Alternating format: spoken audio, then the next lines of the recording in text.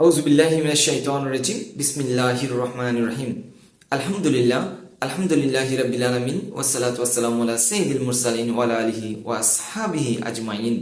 সমস্ত প্রশংসা ওই মহান রব্বুল আলামিনের দরবারে লাখো কোটি কোটি গুণ শুকরিয়া জ্ঞাপন করছি এবং রাসূল করিম সাল্লাল্লাহু আলাইহি ওয়াসাল্লামের উপর লাখো কোটি গুণ দরুদ ও সালাম পেশ করে শুরু করছি আমাদের আজকের আলোচনার শুরুতেই সকলকে আমার সালাম জানাচ্ছি। আসসালামু আলাইকুম ওয়া রাহমাতুল্লাহি ওয়া বারাকাতুহু। আজকে আপনাদের সামনে একটি গুরুত্বপূর্ণ বিষয় নিয়ে উপস্থিত হয়েছি।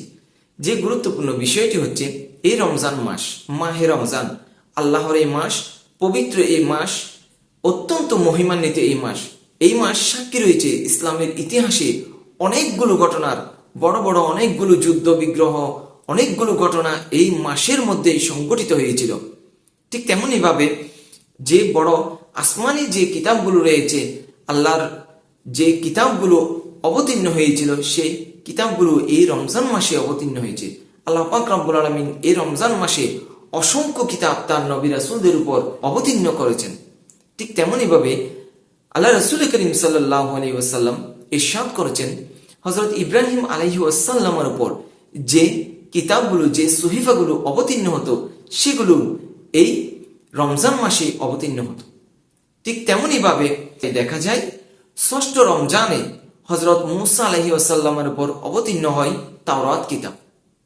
একইভাবে দেখা যায় 13 রমজানে অবতীর্ণ হয়েছিল হযরত ঈসা আলাইহিস সালামের উপর ইনজিল কিতাব, এবং হযরত দাউদ আলাইহিস সালামের উপর যে জবুর কিতাব অবতীর্ণ হয়েছিল সেটিও 18 রমজানে। তারই ধারাবাহিকতায় দেখা যায় সর্বশ্রেষ্ঠ নবী, আমাদের নবী, প্রিয় নবী সাল্লাল্লাহু আলাইহি ওয়াসাল্লামের উপর সর্বশ্রেষ্ঠ যে কিতাব পবিত্র আল কোরআন নাজিল হয়েছিল এই মাসেই লাইলাতুল কদর শরীফের রাত্রিতে।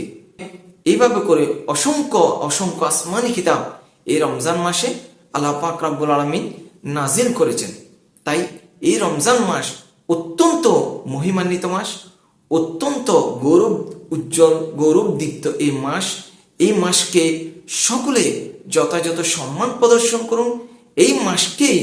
এই মাসেই আল্লাহর রেজামন্দি হাসিল করার জন্য যথেষ্ট পরিমাণে সকলে আমরা আসুন চেষ্টা করি।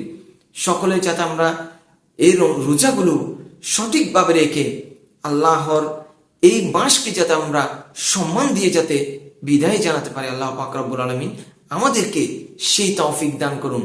আমিন। আসসালামু আলাইকুম ওয়া রাহমাতুল্লাহ।